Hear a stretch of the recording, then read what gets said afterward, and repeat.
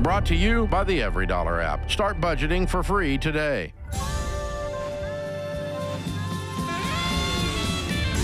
Normal is broke and common sense is weird. So we're here to help you transform your life. From the Ramsey Network and the Fairwinds Credit Union Studio, this is The Ramsey Show. I'm Dave Ramsey, your host. Dr. John Delony, Ramsey personality, host of The Dr. John Delony Show and #1 best-selling author, PhD in counseling. He is my co-host today. So if you've got questions about dealing with your family during the holidays, he's here for you. And if you don't, your family's calling about you. Yeah. If you don't think there's crazy in your family, that means it's you, because every family's got some crazy. So there it is. That's how that works. Ann is with us in Chicago. Hi, Ann. How are you? Hi, I'm doing well. How are you? Better than I deserve. What's up? Okay, so almost a month ago, I found out that my husband was gambling online, and all of our savings has pretty much been depleted, and we have quite a bit of debt. So, since I found out about he's used up the savings gambling?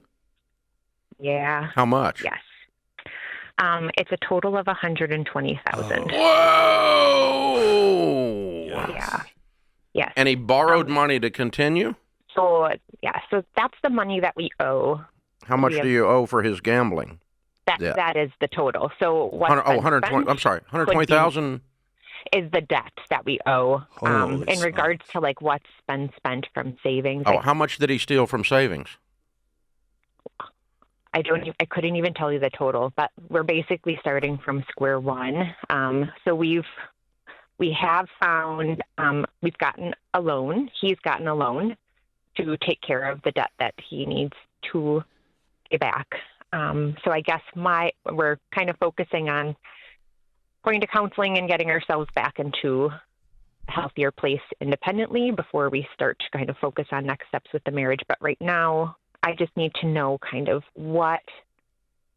how to prioritize my funds to start replenish. Like I have an educator pension, but I know I need to save and invest in addition to that for retirement and to also like build up that emergency and savings.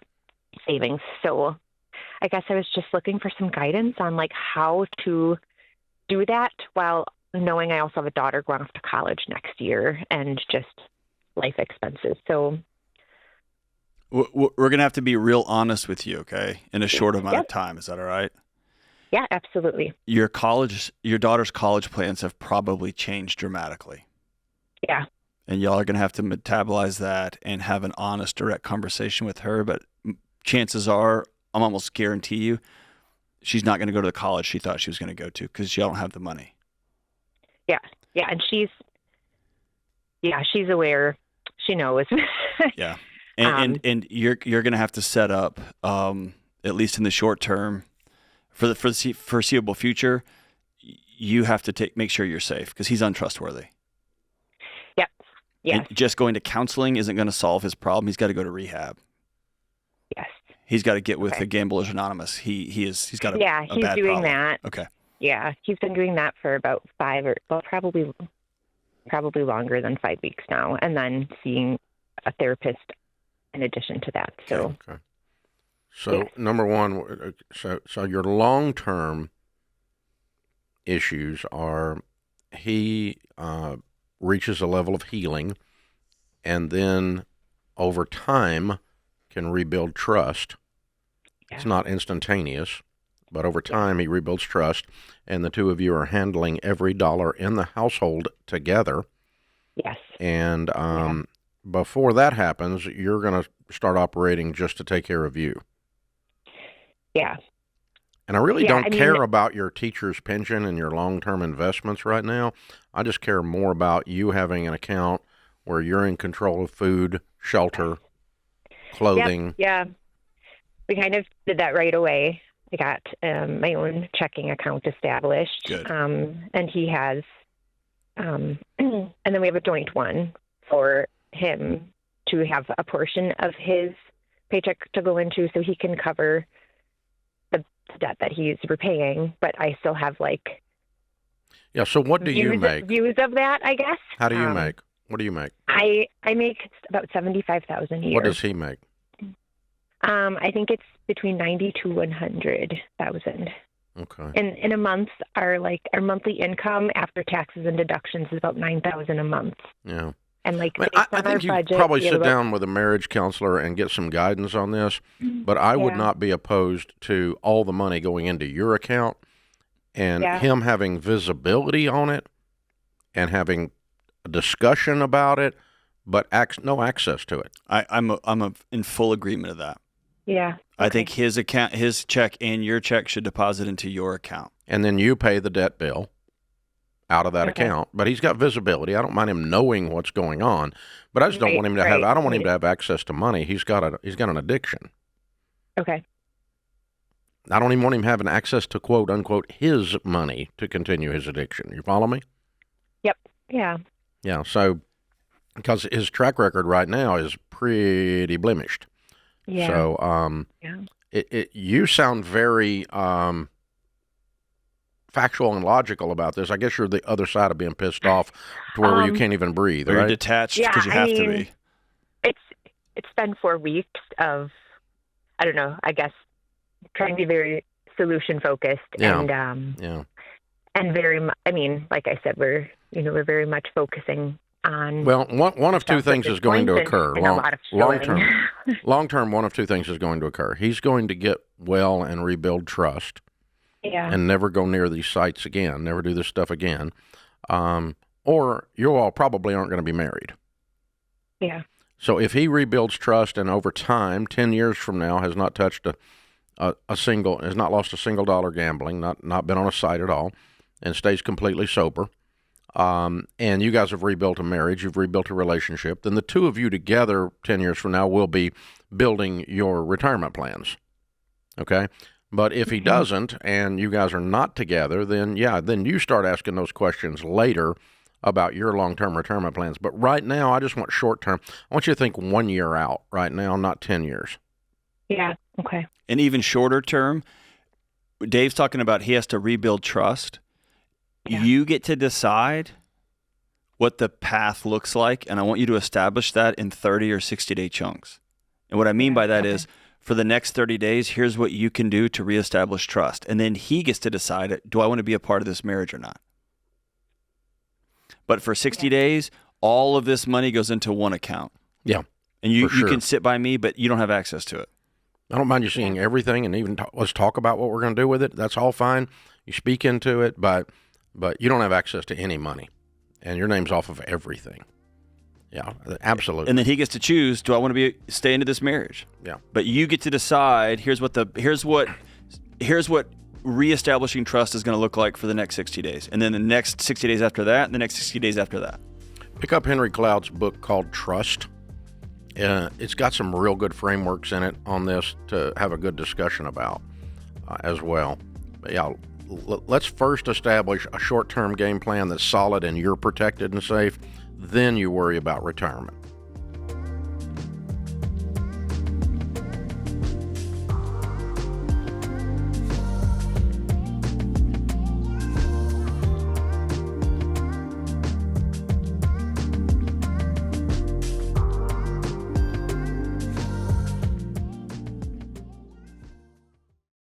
I know life gets busy. The to-do list never ends, but some things are just too important to put off, and making a will is one of them. That's why I recommend Mama Bear Legal Forms, because I've seen it too many times. Families are grieving a loss, and on top of that, they're stuck in court fighting over paperwork, all because someone didn't take a little time to get their will in place. That's not what you want for your loved ones. You want peace. You want clarity.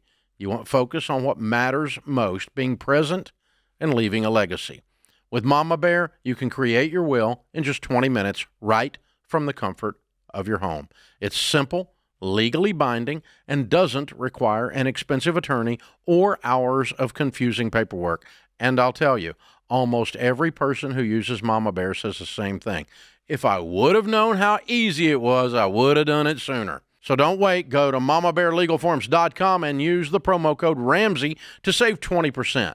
That's mamabearlegalforms.com, code Ramsey.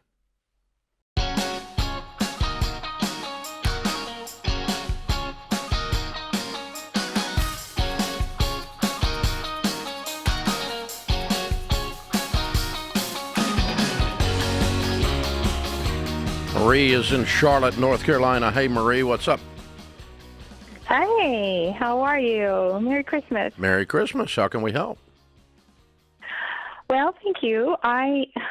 This may seem small, but it's something that, yes, I appreciate your help with. I have a federal student loan that I thought had been discharged, and 30-some years later, it pops up again with some interest smacked on it. It's not a huge amount. It was, with that added $14,000 loan with $17,000 interest.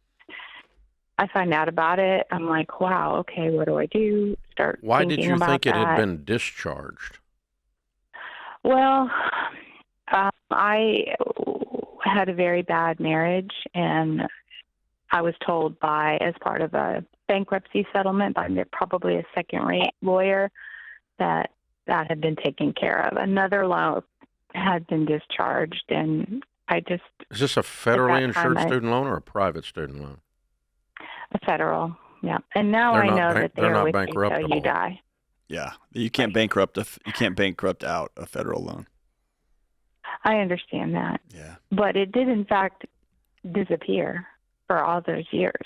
I never heard a word. And at that time in my life, there was a lot going on and a lot of trauma, and it just disappeared, and I never thought about it. Well, it reappeared, and so then I set about trying to manage it and settle it, and like some people, I did this. I ignored it. And then I signed up for this program called Fresh Start a year ago. I'm like, fine, I'm going to deal with this loan. Well, from 14 to 17, adding on 17, that's 31. All of a sudden it was 33, then 34. And the program was called USAID. And I called them and I said, can I please make a cash settlement? I was trying to figure out what to do. I've been saving the money. This is the only debt I have except a very small mortgage. So I have some cash to put towards it. And every time I call to try to settle it, the bill is higher and higher. And now I just was digging through all my paperwork. The last time I heard from them was in September, and I think it was about $35,000 or $36,000. And I think my thought is if it goes into default, it would revert back to the U.S. Department of Education, and I could make a cash payment rather than paying. I think the last payment plan they offered me was about $1,800 a month for 8 years or something. I mean, it was unbelievable. I don't know anything about this program, but I don't know that it's going to default back if the government has sold it. Okay. If it was going to default back, it would have defaulted back a long time ago, I think, because it's been unpaid for decades. The program, I signed up for the program almost a year ago. And interestingly enough, when I was thinking about what I wanted to do with the money, I got an email from them. It's like my phone was listening to me. I don't think so. But I got an email from them, and it was just saying one of the things they would do would be default it back to the Department of Education, which my understanding is they would offer you a cash payment settlement. There could be 80 or 90%. I have appealed. I've sent in letters. I sent in documentation saying I thought it had been nothing, and I get it. There's interest, there's penalties. Yeah, the principal is not negotiable, but the interest and penalties are the larger portion on this thing, and that is negotiable when it goes back to the Department of Ed. If you can get it to go back to the Department of Ed, and I'm not positive how to do that in this case, but yeah, you're correct about that. That there is no negotiation on the principal ever on these things.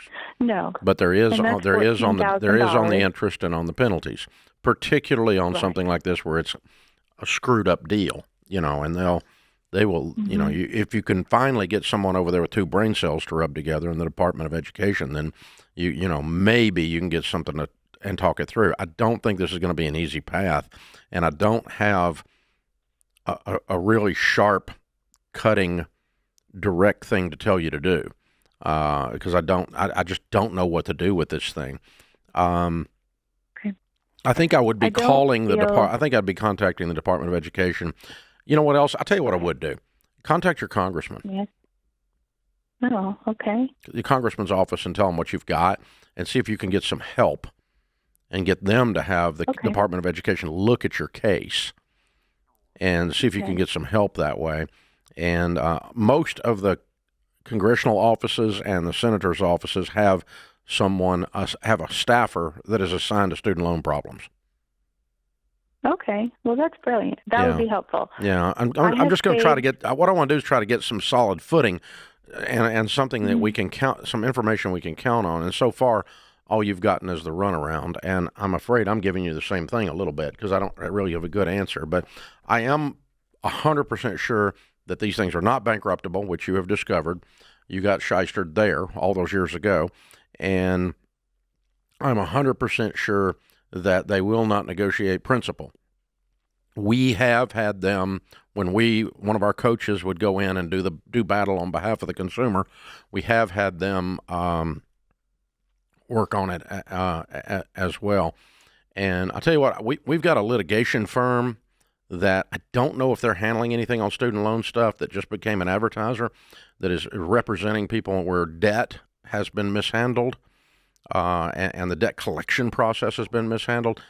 We can put you in touch with them too, and let's see if, or we'll get in touch with them on your behalf and see if they can help you or can give you some solid direction, because they're solid people and they know what they're doing. So, yeah. So I'll put you on hold, and Christian will pick up, and we'll get you signed up for those guys.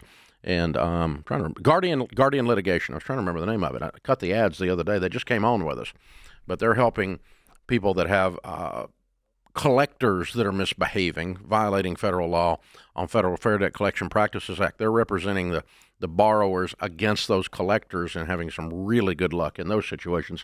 That's not what this is, but they may have good information on this that can help you. So we'll try them, and we'll try the congressman's office, and let's see if we can get something moving for you, kiddo. And the only way, Dave, just mechanistically, that this could revert back to normally a debtor, like a car, you take out a bad car debt and you don't pay it. They sell that loan to a collection agency for a discount, and then the collection agency, whatever they can get from you, that's how they make the spread. The only way this would work and revert back is if the federal government is not selling the loan, but they're hiring basically a henchman to go get the money. Right? Well, no. Sometimes it's a federally insured student loan, so sometimes the lender or the owner of the debt gives up and looks at the federal government and says, "Pay me. You have a guarantee on this." Ah, okay. And so then the Department of Education buys the loan at full value. Okay. And so they get their money because they have a guarantee on it. They get the lender gets their money, and now the loan actually becomes the property of the federal government. Okay. Because they're buying it out. Same thing happens with like an FHA home that gets foreclosed on. Okay, that the Federal Housing Administration has guaranteed the loan. So Citibank forecloses on an FHA loan. HUD, Department of Housing and Urban Development, writes Citibank a check for 100% of that loan, regardless of what the house is worth. Okay. And then they take the house and sell it for whatever they can get. And so you've got a HUD foreclosure up for sale that the government owns the house because they had to make good on their guarantee with Citibank. And this works exactly the same way as that. So when we think of, at the macro level, the debt, the U.S. debt. None of that's included. None of that's included? No. Like the liabilities that the government has guaranteed, none of that's wound into that number? That's not in that number. Okay. Yeah, that number is simply money that Treasury bills, Treasury bonds that are issued, which is borrowed money. Okay. And people buy that, and they use that money to fund the amount that they're in the hole, called the deficit. Okay.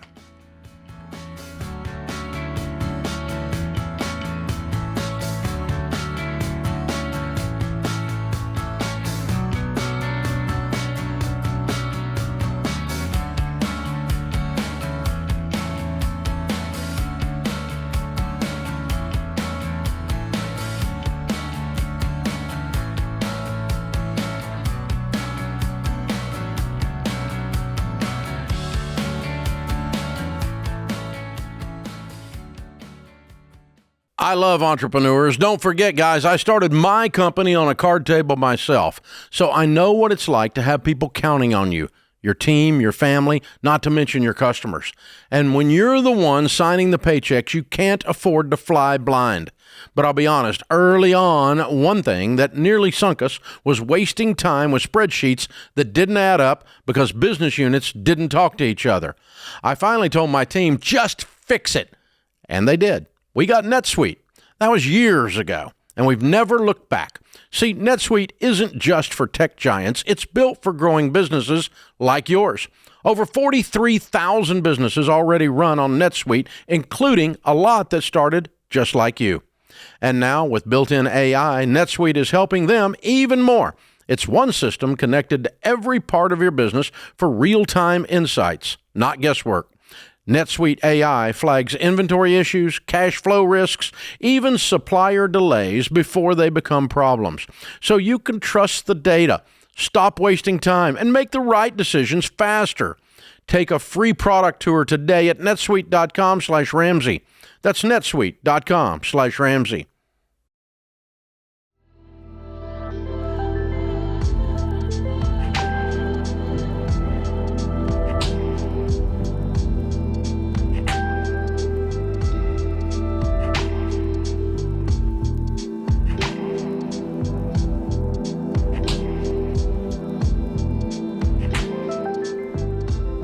Sienna is with us in Birmingham. Hi, Sienna. How are you? I'm doing well. How about you? Better than I deserve. What's up? So first I want to thank you because I've been listening to your show and I have paid down quite a bit of debt. The only thing I have now is student loans. However, I am signing on a home next week. I did put down a down payment. Well, actually, I borrowed against my money and put down that down payment. And now I am getting ready to close on it. And my question is, I don't want to make dumb decisions on putting furniture in the home, putting appliances in the home. I'm pregnant and I'm getting ready to go on maternity leave. So I just really don't know what's the best way to do it without going back in debt. To do what? To furnish the home. Furniture? And where's your furniture now? What furniture have you got now? It's used furniture that I got from my mom. Okay, just put that in there. Okay, so what about like appliances? The house doesn't have appliances? It has a stove. Okay, what appliances do you need? A washer, dryer, a refrigerator. Okay, are you single or are you married? I am now newly single, yes. Just divorced? No, we were getting married, and then a big cool-off happened, and now I'm single, and I found out a month later that I was pregnant as well. Okay. Tell me about this down payment. It's an earnest money check, right? Not a down payment. Yes. How much did you put up in earnest money? I had the house built. Altogether, I put up like $36,000. You put a $36,000. Oh, you had the house built. Mm-hmm. So you put a $36,000 earnest money up. Mm-hmm. Wow. Did you borrow that money? Yeah, she said she did. Yeah. I borrowed 29 of it. From who? My account. What account? Like I borrowed against my own savings. You mean your 401k? No, I just had it in savings and I just borrowed against it. Oh, I see. Okay. Well, that's fairly easy to pay off. Just take your savings and apply it to the debt and be done with it then, right? So right, how much do you yeah. have in savings? Well, I have like 20,000 in one account, 45 in another account, and then I did just find this. I had an Acorn account that I had started like years back, and it has like 5,000 in that, and I was just going to take it out of that because. Okay, so when you close on the house next week, the $36,000 will apply against all of this, right? So, Yes. so the $45,000 account, for instance, has a $36,000 lien on it, right? Okay. Do you have more down payment coming at the closing next week? I do have closing costs, and that's just about it. Okay. How much do you have to bring to the table next week? Only like $2,400. Okay. All right. And so you have $70,000 in those three accounts minus $29,000 loan, right? Right. So you pay off the $29,000 loan. We use the savings to do that. And 70 minus 29 still leaves you a ton of money, kiddo. I mean, like $41,000. So if you have $41,000 minus $2,400, why can't you buy appliances? Well, the thing is that I was saving up for a year. My mortgage will be 3 times the amount that I used to pay in rent. And I was saving up to have a year because I won't be working. Oh, so maternity leave is unpaid for you? Yes. Oh. I'm a travel nurse, so I don't have benefits. Okay. And what are you going to do after the baby comes and maternity leave is over? So that's the hard part I'm facing now, because in my mind before I was pregnant, I was like, oh, I'm just going to keep doing travel assignments and I'll have it paid off in no time. And so now... Yeah, so now you're probably a local nurse so that you can take care of your child, right? Yes. Which is going to be a big pay cut. Right. Okay. Can you afford this new house payment? No, I think you're selling this new house, aren't you? Am I going to be able to afford it on a local nurse? Yeah, no, probably not. No. Yeah. Okay. Yeah, we're in the And does baby daddy know he gets to pay child support on this yet? Yeah, he's learned that, yes. Okay, good. All right. Oh, my goodness gracious. Can we just say we're about to tell you what to do next, but this is going to sound silly to say this out loud, but I want you to spend at least a minute being sad. That this guy blew up your life. You're not going to be able to have this dream home that you had built from the ground up. And your future plans with this little baby are going to look different. Yeah. I would close on the house next week, and after the first of the year, I would contact Ramsey Solutions. Go to RamseySolutions.com and contact a Ramsey trusted real estate agent, and I would turn around and put the house back on the market, and let's get it sold before it gets you in trouble. Because you and I know, you already knew before you called me, this house is going to be trouble because now you are going to be staying in Birmingham as a nurse, no longer traveling, and that's going to be a 30% pay cut, and you simply can't pay the payments on this house anymore.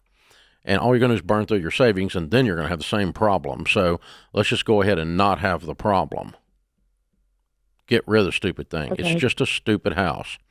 And it's, you can live anywhere, and go buy you a used washer and dryer on Craigslist and try to find a bargain on some kind of little refrigerator to stick in that hole while you get the house sold.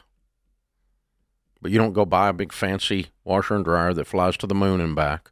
And you don't go buy, a refrigerator that has way too many features, okay? Just the bare minimum thing that'll get it done, a used washer and dryer, maybe a used refrigerator, but go pick up something, just an inexpensive, something on sale after the first of the year with cash. You've got the cash, and then you hoard cash. You save the cash. You watch the cash to do what you were talking about. But let's turn around and get the house right back on the market and get rid of it, because you've got to reset your life in a way you had no idea it was going to be, because you thought I was getting married and there was no baby.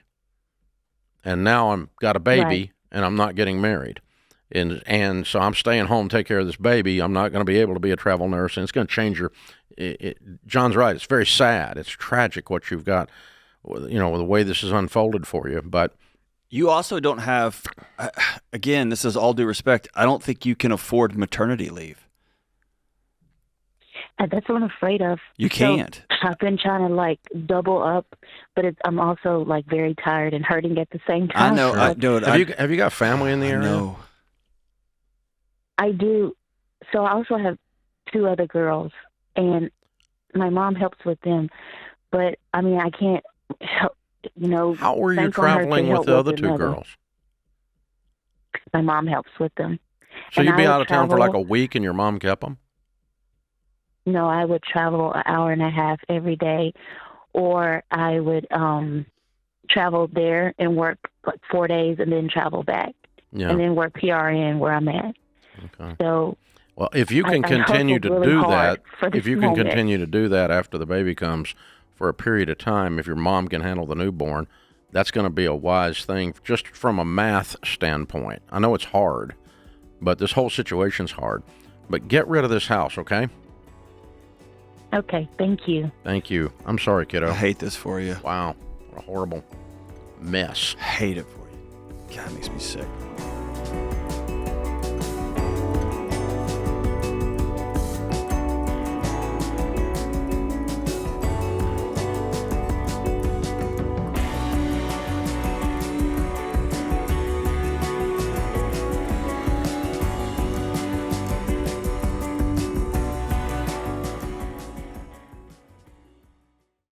Everywhere you turn this time of year, someone's telling you to swipe a card now and pay later. But that mindset always leads straight to debt and post-holiday stress. Fairwinds Credit Union takes a different approach. They're here to help you win with money. Fairwinds doesn't push credit cards. They help you build savings and stay debt-free, just like we teach, with the baby steps. And to do that, Fairwinds created the Smart Bundle with Ramsey fans in mind. It's more than a bank account. It's a tool to help you live with intention. The Smart Bundle includes a no-fee checking account, a high-yield savings account, and the exclusive Ramsey Be Weird debit card, which says debt is normal, be weird, right on the front. So every time you swipe it this Christmas season, it's a reminder that you're choosing a different path, to spend no more than you actually have, to avoid that January budget hangover, and to be free from debt traps. Go to fairwinds.org/Ramsey to open your Smart Bundle and get your Ramsey Be Weird debit card today. That's fairwinds.org/Ramsey, insured by the NCUA.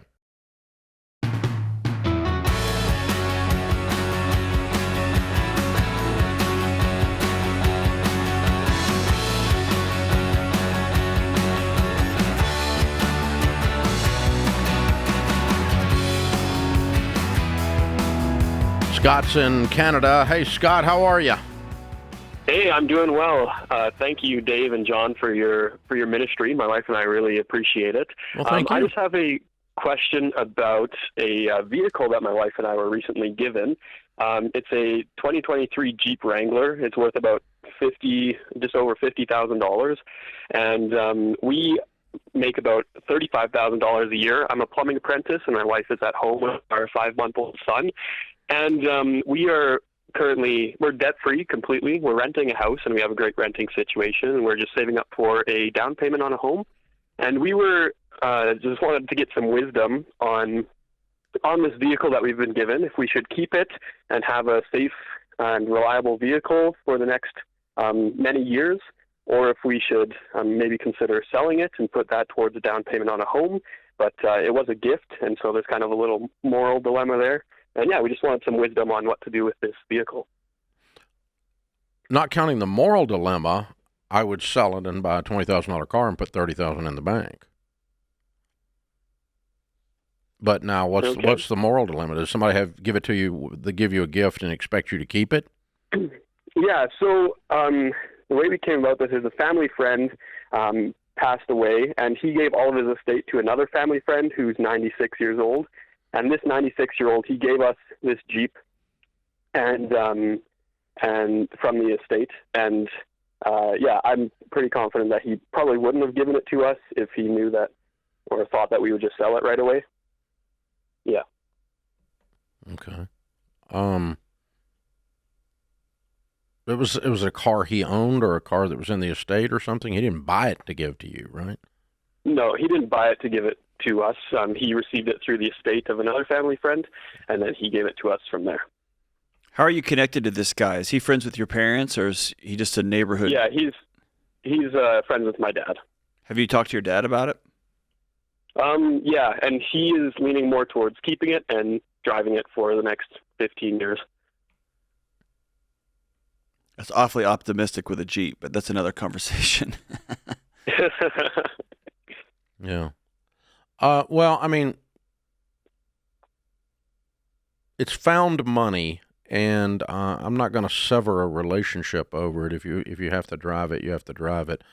But I probably am having a cup of coffee in person with the 96-year-old and saying, hey, I got little babies, a wife. We need a house more than we need a car. This gift is incredible. I want to honor you and thank you for that. But it's way more car than we could have, and we could do with a lot less car and a good down payment on a house better. And I would think that, that you probably would tell me that buying a house is more important than buying a car. And so I'm asking your permission to help me buy a house with this money and by selling the car and moving down. And I'm asking for your blessing on that. I don't want to hurt your feelings. And I don't want to seem ungrateful or dishonoring to you or to the gift, and see what the reaction is. What do you think the reaction will be? You know the guy. I don't know him super well, actually, but he's a very nice man, so I think he would probably wouldn't be too hurt by that. Yeah. One of the greatest questions an older man can be asked is, can I get your wisdom on something? Yeah. I want to get your wisdom on something. Here's what I'm thinking. I mean, I've got babies and a young wife, and we need a house more than we need a fancy car. And I'm really, I want to be, careful to honor you and honor how generous you've been. Thank you. And I never would do something without talking to you, and I'm asking your wisdom on this. It feels like to me that I'd be better off driving a $20,000 car with a $30,000 down payment on a house than driving a $50,000 car, which is going down in value like a rock. And I promise you, a Jeep Wrangler is going down in value like a rock. That 50 is going to be worth 20 in 30 seconds.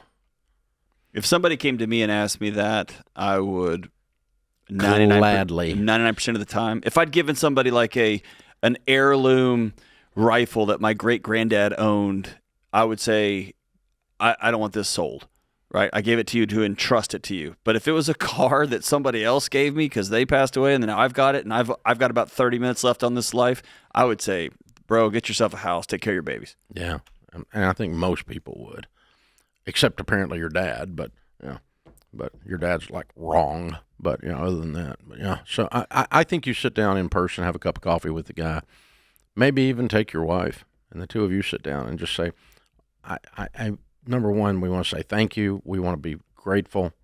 We don't want to be entitled. We don't want to seem bratty. We want to honor you and honor the gift, and we need your wisdom on something. You've changed our life, so thank you. Yeah, thank you. This is incredible. It's mind-blowing. And we need your wisdom on something. Here's what we think makes sense. What do you think? And I think you'll get a positive response, and then I'd sell the car. And if you don't get a positive response, you get an answer, and then you can move on with your life. Yeah, you just drive the stupid car. Yeah. I mean, I would have to honor it if he holds you to it, but it's a very unusual human being that's going to do that. He's got some control issues in himself or something else going on. And by the way, folks, a gift with this many strings attached is not really a gift, okay? So, yeah. Jimmy's in Cleveland, Ohio. Hey, Jimmy, what's up? Hey, I'm wondering if I should get a 529 plan for my children. When you're at baby step 5, yes.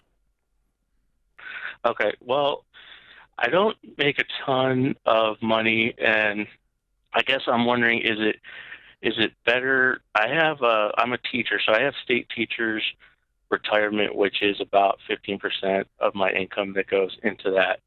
And I'm wondering if it's better to put additional money into a 457 or into you're better off to put it into a 529. Okay. 529 grows tax-free. 457 grows tax-deferred. Okay, and I do have a Roth 457.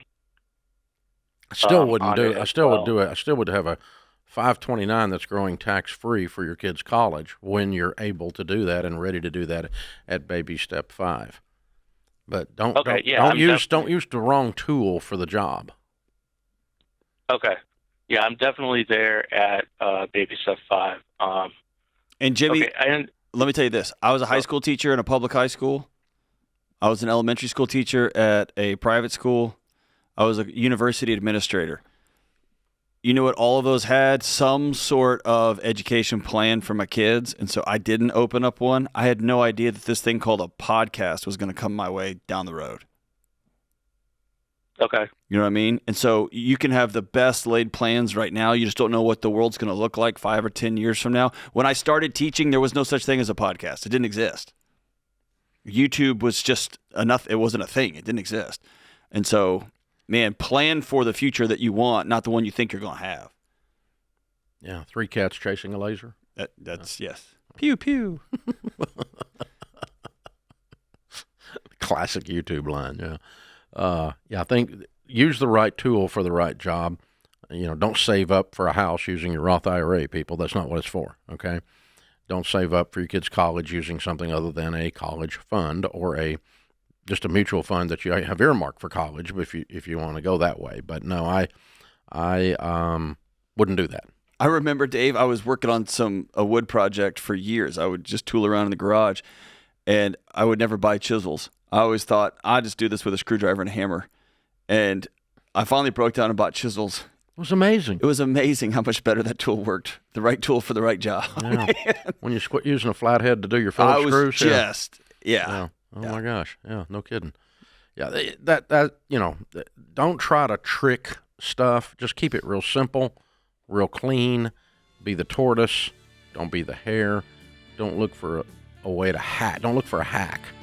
The hack is live on less than you make, give some and save some. Ta-da! There's your hack.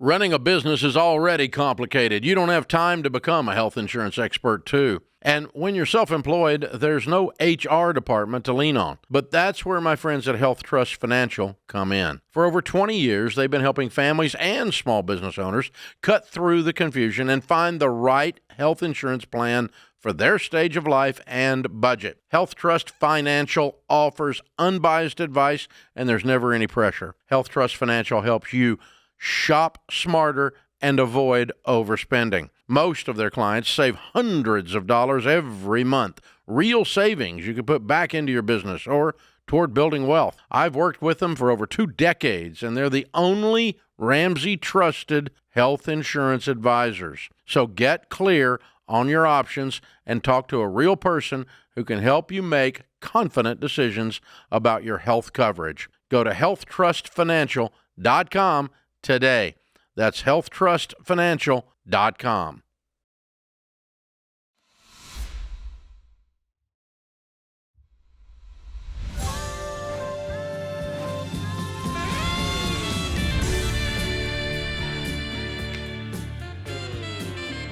Welcome back to the Ramsey Show in the Fairwinds Credit Union Studios. Dr. John Delony, Ramsey Personality, is my co-host today. Tom is in Syracuse, New York. Hey, Tom, Merry Christmas. Hi, Dave. Thanks for taking my call. Sure. What's up? I just needed some advice on, I guess, how to deal with a parent who has developed a gambling addiction.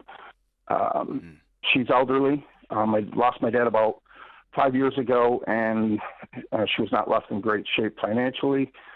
So when he was alive, and in the last, say, 4 or 5 years, we would pick up some of her bills here and there, and then, we found out about the gambling addiction. She lives on just Social Security and loses about 25% of that to a casino. How old is she? She's 80. Mm-hmm. And lives on like $2,300 and lost over about $7,000 last year. So I guess I just have a lot of guilt as to not helping her really with her bills any longer because of the gambling addiction. I've talked to her about it. And, for example, we know in about a year she's going to need a car, and I'm not willing to give her the money for the car since I know a large portion of her money goes towards gambling. But I've developed a lot of guilt because of this, because I guess we're fairly fortunate financially. So I don't know the next step. I don't understand your question. What's your question? Well, the other shoe's going to drop soon, and should I be funding her even though she has this addiction? Should I be taking care of her bills? I shall never go without food or shelter. But sure. Well, so at the end of the day, when one of the hardest things in the world to do is when somebody you love, and in this case your mom, so that's like the epicenter of love, right? It's your mom. When your mom says, and when a loved one says, I don't want your help, and you see the train coming down the tracks, you know they're going to need it. But the boundary right now is, for right now, I'm not going to pay. I'm not going to bail you out anymore. And then when the day comes that she's moving into your house, which you know is going to come sooner rather than later, then you will be able to make choices for how you help and support and love her. Yeah, the thing is, you have to define help. And when you assist someone in a self-destructive behavior, that is not help. No. When you buy a drunk a drink, it's not help. And so it's and that's what you're facing. And so, yeah, it's heartbreaking. But it's very hard to love it requires much more courage to love someone well than to just wuss out and throw money at them. Right. And so, the other extreme is this: Mom, I'm more than happy to take care of you and make sure you're okay. But in order for me to do that, I will have to take over all your money and manage it for you, and you will never be in a casino again. Which we've discussed, and she will not. Yeah, will not do that. Yeah, she's not going to do that. So she's choosing to stand in front of a train, and she's a competent, quote unquote. A doctor has not declared her early onset or something like that. She's, legally competent adult. And so the law says she gets to do stupid stuff because stupid is not illegal yet. Our prisons would be vastly overcrowded. But yeah. So are you married?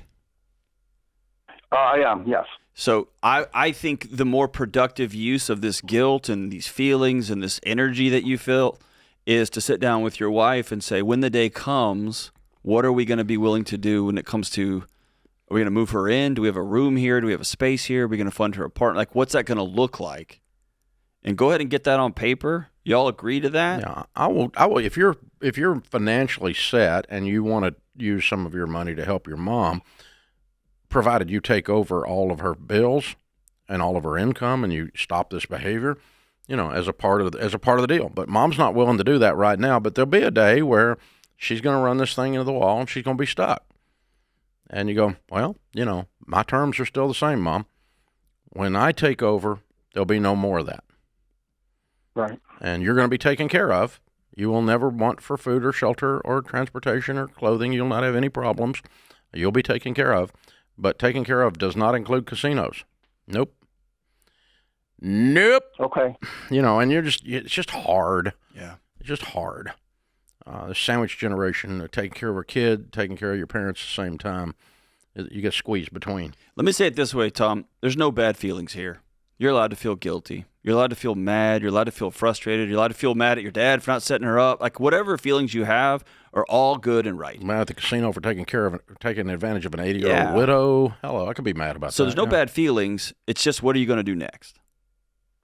Yeah. And that's the question. Yeah. But Dave,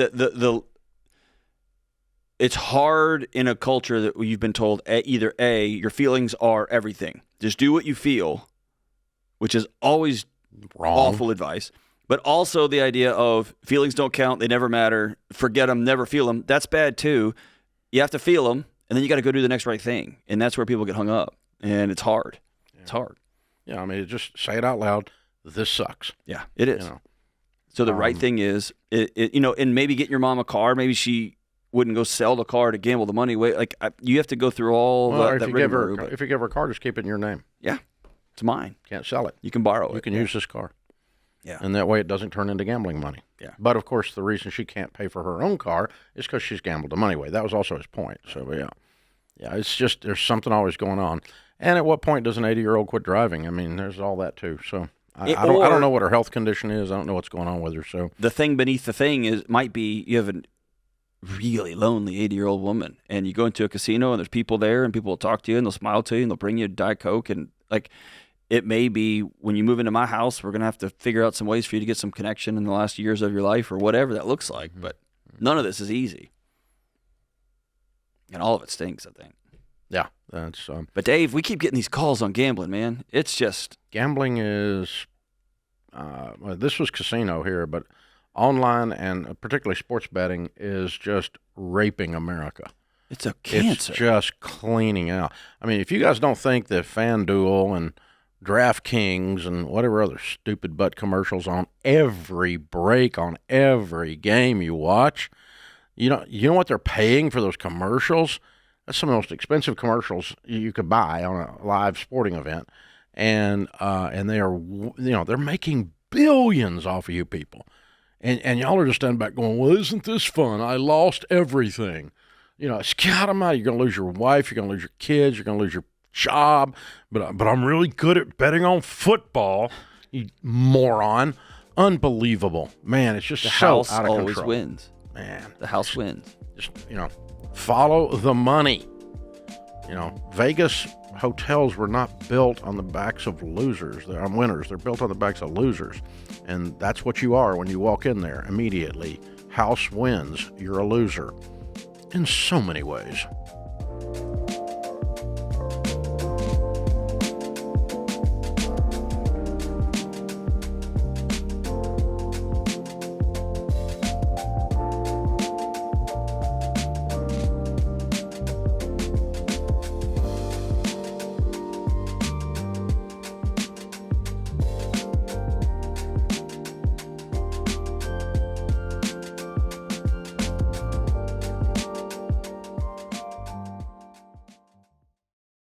Hey guys, it's George Camel, and I've got a hot tip to save you some serious cash this holiday season. Shop Aldi first. Aldi has everything you need for holiday get-togethers. I'm talking charcuterie boards, holiday sides, desserts, without the large price tags. You'll get fresh, high-quality food while keeping your budget off the naughty list, because Aldi has the lowest prices of any national grocery store. It's true, families are saving up to $4,000 a year just by making Aldi their go-to, which means more money for stocking stuffers. So find a store near you at aldi.us. That's ALDI.us. Savings based on regional analysis of Aldi versus select competitors. Prices may vary by location, product availability, and the market.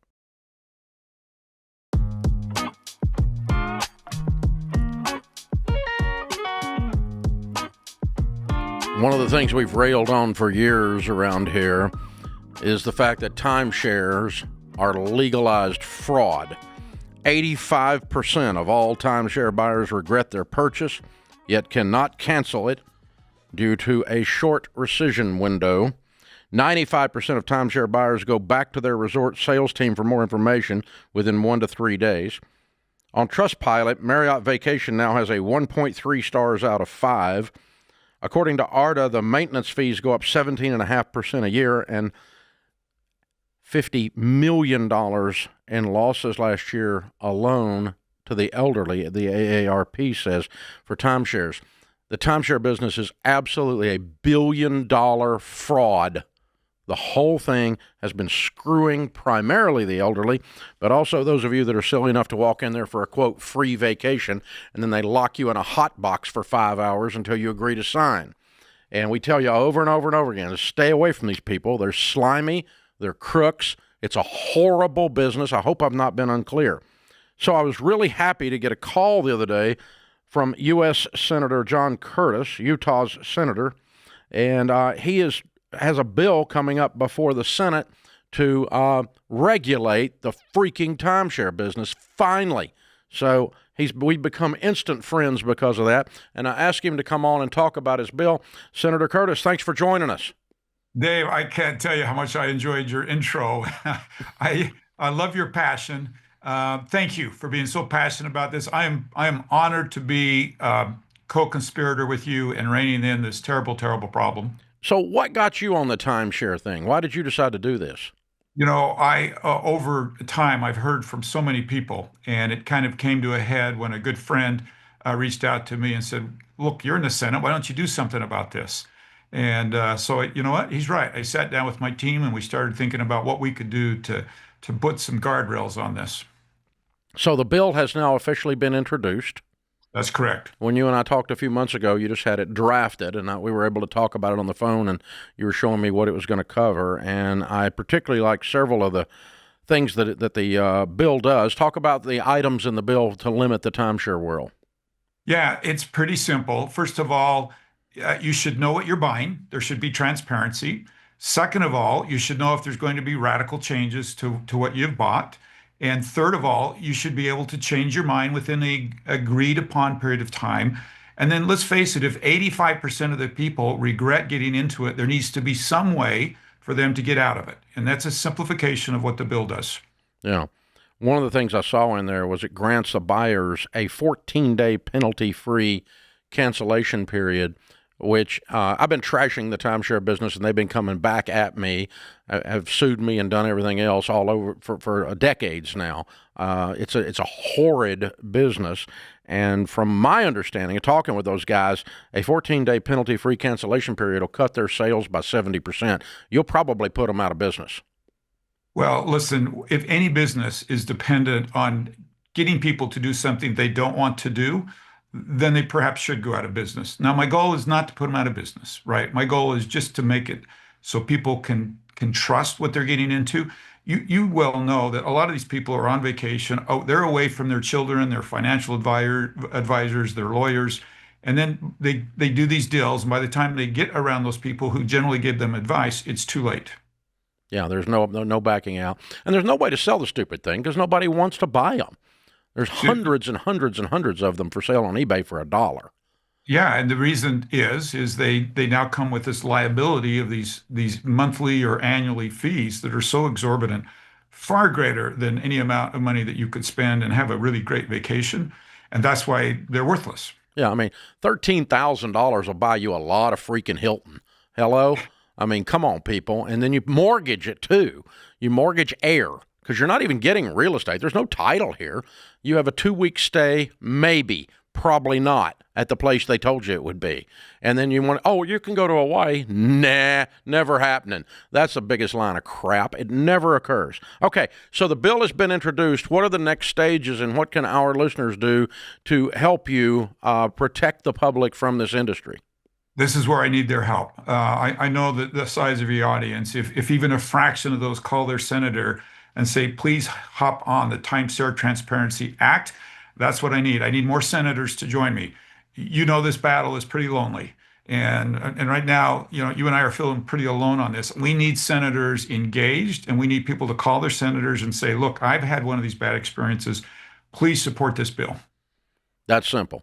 Just so if you're listening to this and you know somebody's been screwed by a timeshare, or you have, and you think a 14-day waiting period is at least fair, I would be, that's a minimum. But the impact of this would be a mandate disclosure of all fees and notice requirements and all the changes, and dadgum 17% increase on average every year in the maintenance fees. See, that stuff needs to be disclosed up front. That's all we're asking is transparency. If people still want to make that decision and they know all of these things and have a reasonable amount of time to get out of it, fine. But as you well know, most of the people wouldn't sign up for that if they were given the time and the space to make a good decision. Right. And AARP has actually come out in support of the bill. They've endorsed it, right? I actually spoke with them just a few minutes ago. They enthusiastically support it. And sadly, you mentioned this, many of the people that get into these are our seniors. And like I say, they're away from their normal support structure when they get into these very, very high pressure sales techniques. They maybe make a bad decision and then they don't have a window to change that decision. That's just wrong. Yeah. And you're not actually buying anything, so you can't sell it. and yet you have debt on it.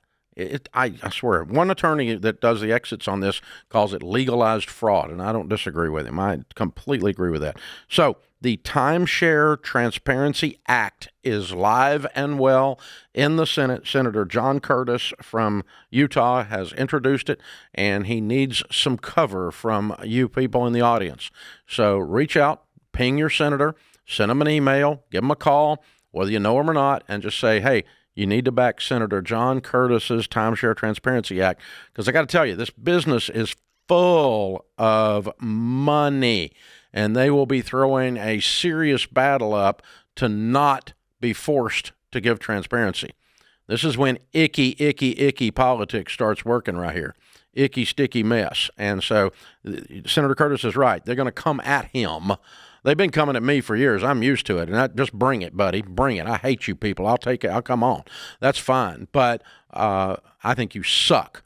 But anyway, he's being a lot more diplomatic because he's a U.S. senator and I'm just a podcaster. So, but you guys, reach out to him, reach out to your senator, reach out to your congressman, because it'll have to go through Congress as well.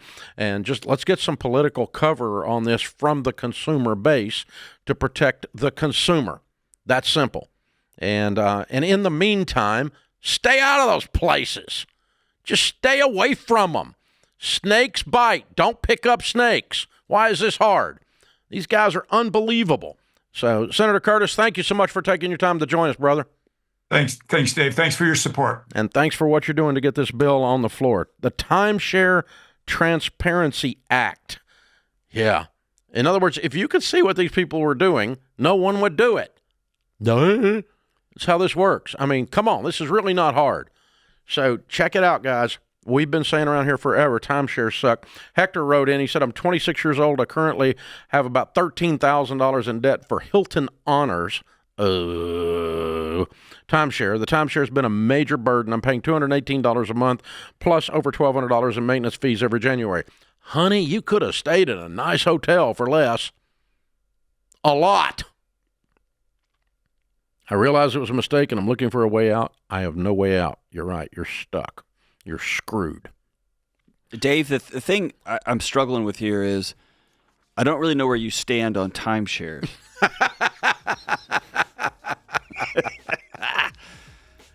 Man. Yeah, Hilton bought, was it Diamond? I got into it, the guy running Diamond on the air. I was doing a Twitter fight with him a while back, Mikey, and he got fired finally, and he was the president of the company, and I was just taking him down because he's such a slime ball. And so Hilton buys that company for like $1 billion. And so now Hilton has absorbed Diamond. And so what all these Diamond timeshares, which are really particularly scummy, they now are under the brand name of Hilton. Hilton's damaged their own brand with this. It's a legitimate brand, and now they delegitimize themselves.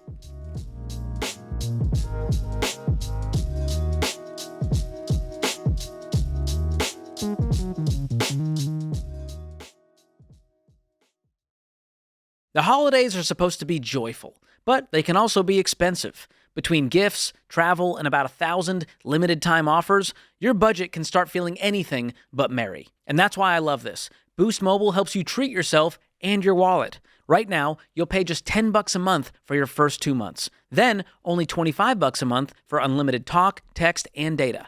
Forever. No price hikes, no contracts, no nonsense. Just reliable service that keeps your phone bill low and your holiday spirits high. So stop stressing over your budget and start saving instead. Go to boostmobile.com/Ramsey and unwrap the savings today. That's boostmobile.com/Ramsey. Restrictions apply. See boostmobile.com/Ramsey for details.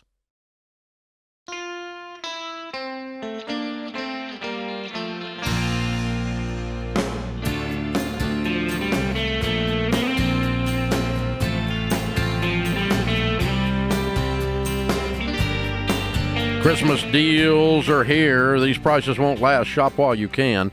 We have $13 best-selling hardcovers, $13 career assessments, $12 questions for humans decks, $7.99 for audiobooks and ebooks, and even more. Go to RamseySolutions.com/store, or if you're watching on YouTube or podcast, click the link in the description, baby.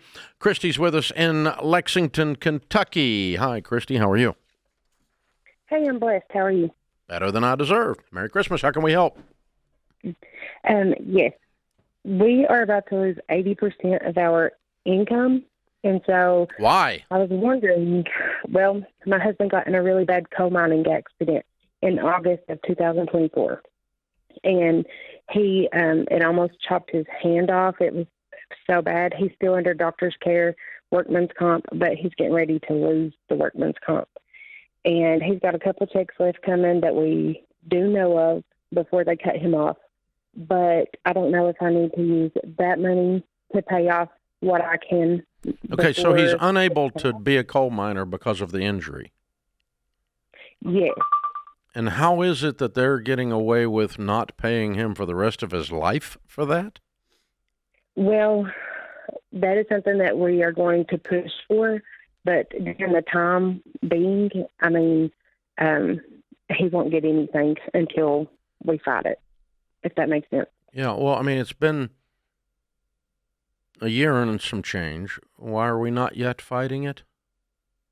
Because our legal advisor told us that we needed to wait until he was completely done with all doctor's care. That way he can continue to get the care that he needs for his hand. And then after it's over, then there's no union contract that covers any of these injuries? No. This is unionized, though, isn't it? I'm not sure. He's not in a union? No. That's interesting. Okay. Yeah. All right. So, well, I mean, your attorney is, you have faith in your attorney that this is good advice and you're going to be ready to go, because I suspect this is something, I mean, he was hurt on the job permanently. I think they're probably going to have to support him. But you're right in the meantime. So what's the status of his injury now? How's he doing in general? Okay. He's unable to use his hand. They had to amputate his thumb. It degloved him from his palm all the way up his forearm. Oh, God. Tendon, ligament repair. They had to take muscle out of his hand. It has been a terrible catastrophe. Yeah. Obviously. Oh, my gosh. I'm so sorry. Ugh. The Lord has helped us, though. I'm telling you, if it was not for the Lord, there's no way that we could have been where we are today. So what I'm thinking about, how old is he? He's 35. Okay. This is an absolute tragedy, and it's absolutely horrible. I'm so sorry. And if I'm him, I got the rest of my life, I got to figure out what I'm going to do. Yes. And nothing is not an option. Right. So lots of people have sadly gone through losing a limb or losing the use of something and have managed to find productive work of some kind, maybe using your mind instead of your body, or maybe using prosthetics to get a different kind of a job done. But I really want him to be thinking about, other than sitting around waiting on the lawyer to call him, I want him to think about what his next career is. Yeah, he has been doing that. I mean, mean, what's the plan? Well, he really likes to detail vehicles. He's always liked to do that, and that is something that he would. What did he used to make it as a miner? Close to $100,000 a year, almost.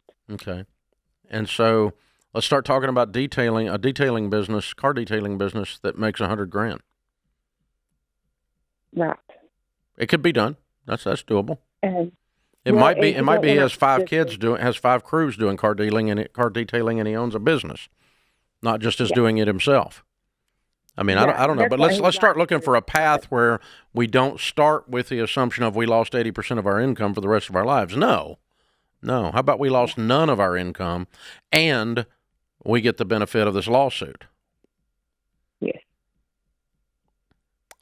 So, I mean, as soon as he is physically able with somebody to hire somebody to help him, and then the two of them can do a car detailing, he needs to get started detailing cars now. Yeah. Yeah. Merry Christmas. You got a pressure washer for Christmas. He already has tons of that stuff. All right. Well, let's get our button gear. Let's get our button gear. And then we don't have to sit and try to solve for an 80% cut in pay. We're going to have some cut in pay, and you've been through this horrible tragedy, and all of that's real, but let's minimize the damage that it does by getting back to work sooner than later. Is that okay? Yes. As soon as he's able to. I mean. Yeah, and I don't know the medical condition, and I can't even imagine that, because basically if I have a hangnail, I end up in intensive care. I'm a complete wuss. So I can't even imagine what he has gone through, and I would not ever dare to even begin to understand the pain or the loss or the emotional scars that go with this whole tragedy. But I can't even get there because I'm a complete wuss. I mean, really, it's ridiculous how big a wuss I am. And so, but anyway, I still, though, if I'm him, I'm going to go back to work. Yes. And he wants to do that. But as of now, I mean, he can't even lift over 15 pounds. I have to help him do everything. I mean, was his back hurt? Open like a bag of chips. No, it's the end. He can't lift anything with that hand. But the other hand, he can lift no more than 15 pounds. Yes. But I help him do a lot because of the hand injury. He does as much as he can. I mean, and he's a go-getter. He's always worked 60-plus hours a week. I'm assuming. I'm not accusing the guy of being lazy. Please, not even close. But I'm assuming you're doing a lot of physical therapy as well, right? Yes, he has done it over and over. Yeah, I bet. I'm so sorry. Even if he has to go work a register somewhere just for the time being, like there's the physical ailment here, but he lost his identity. Coal miners have an ethos. Yeah, they've got a spirit about them. They're tougher than the rest of the people. They do work that nobody will do. There's a spirit, and that's been taken from him. And so even just grinding out a shift at a gas station, sitting on a stool, like checking people out with their waters and their snuff cans, he'll at least start to slowly get back a little bit of that I'm providing. You get what I'm saying? Right. And right now he's okay, semi-okay with it because he is drawing workers' comp, but he's still constantly like, I need to do something. I need to go. Yeah. He's right. Yeah. But hear him say that's a spiritual thing. Yeah, I'm serious. Hire a college student that's home for the holidays to go out and help him and let's get this detail business started. Good idea. And somebody go be with him and the two of them together get it done, and he can manage the customers and manage the money and do some of the work. Some of the stuff is doable, I suppose. I don't know. I'm just reading into this. But all of this to say, let's not start with the premise we're going to lose 80% of our income. Let's start with the premise that we're going to lose 80% of our income for a month. But to go back to your original question, we're not going to take all the remaining cash we have and try to pay off everything. We're going to pay minimums and stack cash, right? No, you stack cash. You're in the middle of a hurricane, so you just stack up cash. You're in the middle of what's called an emergency. Right. So you don't use anything. You pile money up, you pay minimum payments, and then let's get this situation stabilized with his income coming back up with some kind of a business or some kind of a thing he can do. And by this time next year, he should be back up. He's cooking. And then you can start talking about using that money to pay down debt and push play again on the Total Money Makeover baby steps.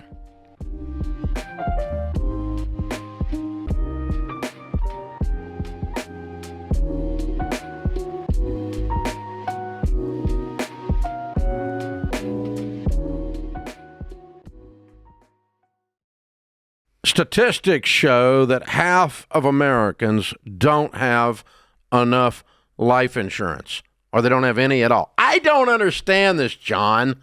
Why don't people want to take care of their family? They think they're going to die or something? Well, I used to be one of those guys. I didn't even think about it. And one of my buddies said, hey, the only reason to not have life insurance is if you hate your wife and kids. And I immediately went and got term life insurance. That's a gut punch. And you're telling me, and for decades, Dave, I've sat across people who've lost a spouse. They've lost somebody important to them. Me too. They don't know what to do next. Me too. I mean, you're going to have a crisis here, And, you got two options while you're sitting and talking to a young widow. She's concerned about how she's going to invest all this money properly and not mess this up, or she's concerned how she's going to eat tomorrow. That's exactly These are the two options. And take care of your dadgum family, man. Term life insurance can replace income, pay off debts, cover funeral expenses, so your family can actually have the opportunity to just be sad. Yeah. To just miss you. That's exactly what it's supposed to be. It's saying I love you to your family. Term life insurance. Jeff Zander and the team at Zander Insurance makes it easy and affordable. I've used them personally for 25 years. They're the only people I trust. Go to Zander.com or call 800-356-4282.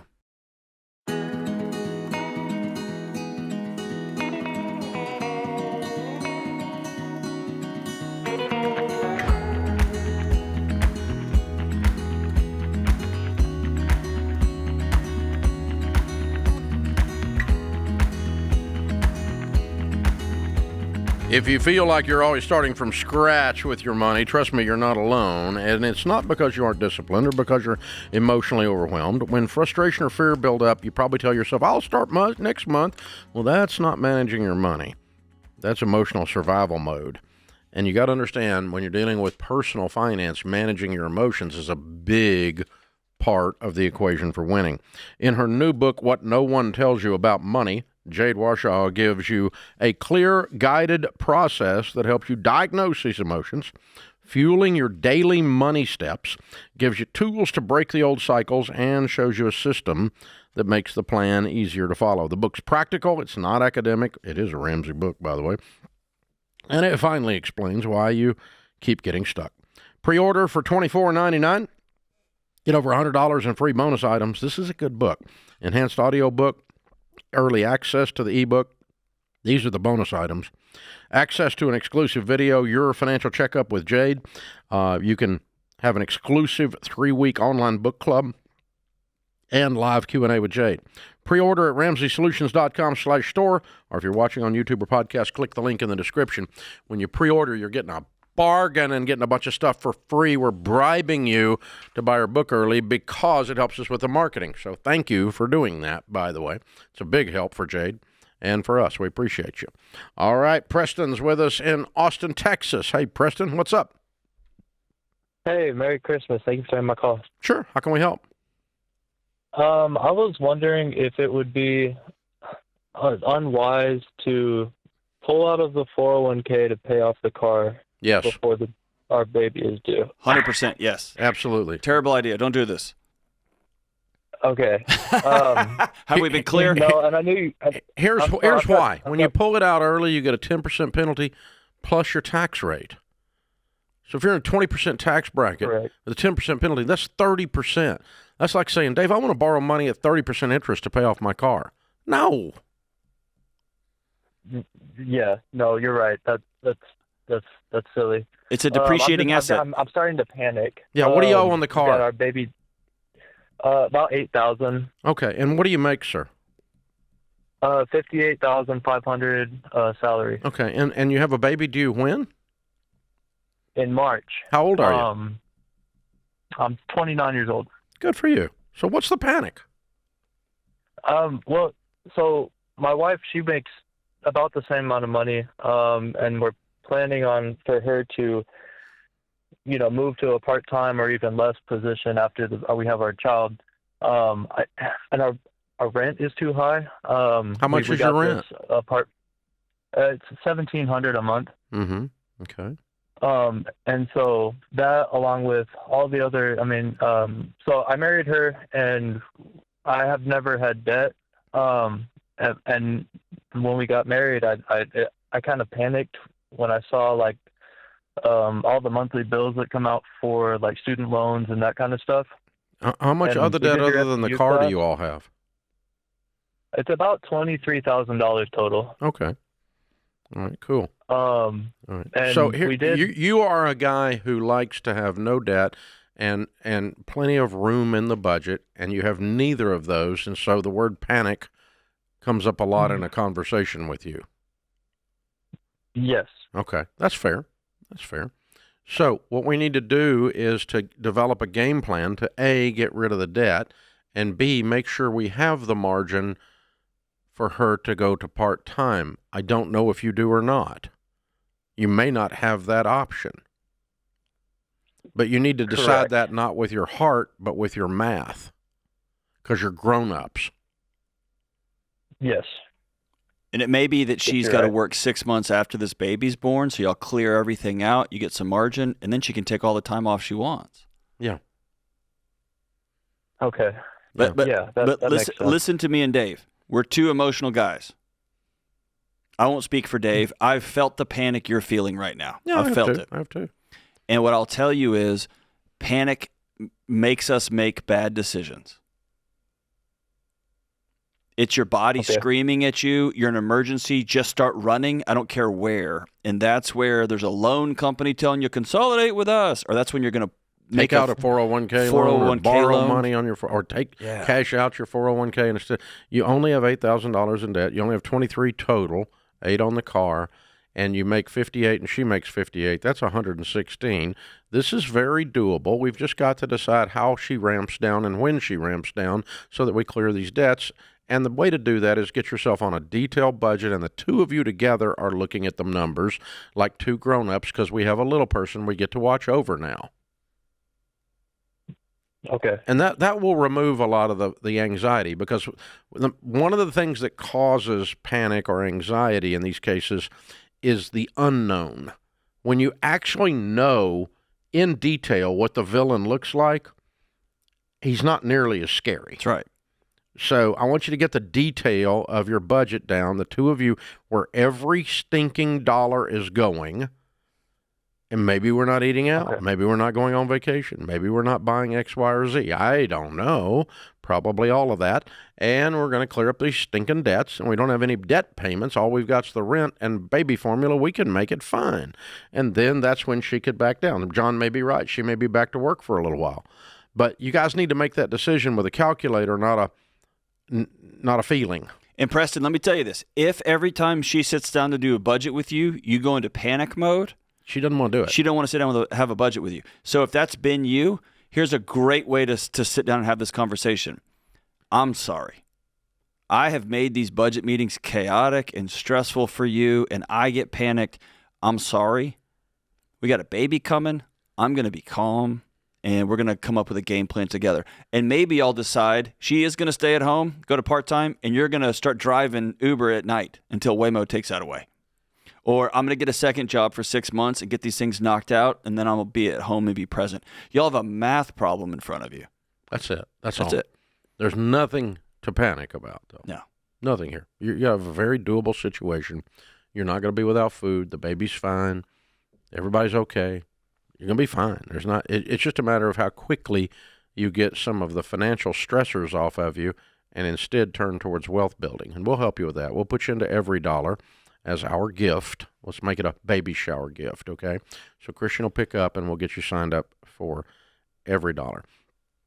John, I have noticed, and I'm sure from your PhD in counseling, you probably could speak to why this is, but I've noticed when I sat down with couples doing one-on-one coaching over the years that the unknown is way more stressful than the known. Right. So they come in with like a box, like a shoebox full of bills. And we get them all out, and we just start making lists and throwing them in the trash, making lists, throwing them in the trash, because there's usually 17 multiples, duplicates, like another notice and another notice and another notice, all on the same bill. So it's really just one number, but there's 7 pieces of paper. Right. So let's just get it down to 1 piece of paper, throw it away. And you just clean the thing up and organize it, and then you make the list, and then you draw a line and total it, and they go, oh, it's not as bad as I thought it was. Right. Or when somebody says, I'm exhausted, I'm frustrated, that lets me know they're working a hard plan. And I go, yeah, 2 more years, 1 more year. Like, there's not a way around that. When someone says I'm panicking, I'm anxious, they don't know the plan. Almost always means I don't have a plan. Yeah. And when I write it out on a budget, and you see that I can eat, and I see that I can keep the lights and the water on, and I see that the rent can be paid and we can buy baby formula, and I see that we can do this, we just can't go on vacation this year. But we can live. Then every time I see I can do one more thing, the anxiety, the stress drops. Yes. Okay, I can eat. So it goes down. Oh, we got lights and water. Oh, I'm okay. Oh, we're getting to pay the rent. Oh, we're going to be okay. Oh, and I can pay the car. Oh, and we pay the payment. Yeah, we just can't get extra on it. Oh, okay. It's when your body feels like it's being acted upon, it goes into panic. When it knows that you're taking action, it might still be scary, it might still be frustrating, but it won't send you into panic because it knows you're driving. Yeah. Bad news or tough news that's clear is way less stress-inducing than not knowing. That's right.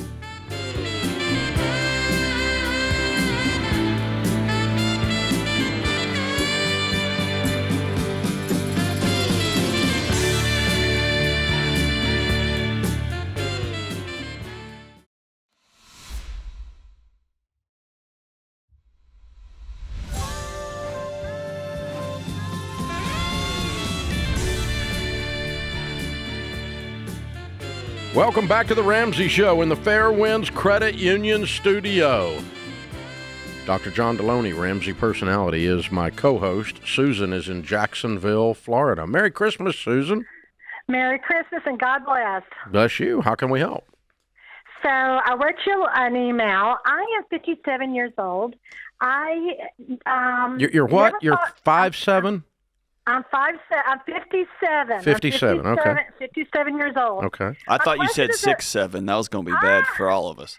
So, I never thought about retirement. It was just something not in my vocabulary. I spent my 20s and 30s having a good time. Very unusual, but now that I'm 57, I'm starting to think about things I should have thought of a long time ago. So I have a little bit in savings. I have a little bit in an IRA.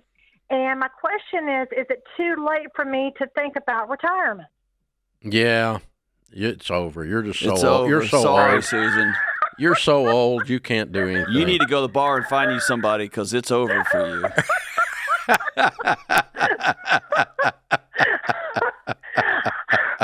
Of course not. Of course not. Now, obviously, it would have been better if you started when you were 27, but that's in the rearview mirror. So let's just deal with what we got. What do you make a year? I make $50,000 a year. Okay, so if you save 15% of that, that's $7,500. Fully funded Roth IRA, tax-free growth in a good growth stock mutual fund. And if you do that for the next 10, 15 years, you're going to have a pretty sizable chunk of money. Okay. Like probably $1 million. What? Seriously? Yeah. Okay, so $7,500 a year into a Roth IRA. Mm-hmm. In good growth stock mutual funds. Okay. Jump online at RamseySolutions.com and click on Smart Vestor, and those are investment advisors that we endorse. They don't work for us, but we've vetted them. And they have the heart of a teacher, and I want you to become a student of this. It's not rocket science. You can do it. I can do it. Everybody can do it. And just sit down and learn how that mutual fund works and learn how that Roth IRA works and have it automatically drafted out of your checking account. And if you get any raises in the future, and you probably will, increase the amount that you're saving, clear your debts, get the house paid off. And if you come into 70 years old, 13 years from now, with a pile of money in your Roth IRA and a paid-for house, you're going to be in really good shape. Okay, sounds good. But you're going to have to concentrate on it, like you said, for the first time. Well, one of the things, too, is that I don't own a home anymore. I sold my house, so I rent. I will be renting. Right Why? Now, why? I don't know, to be honest. It was just getting too crazy. What was crazy?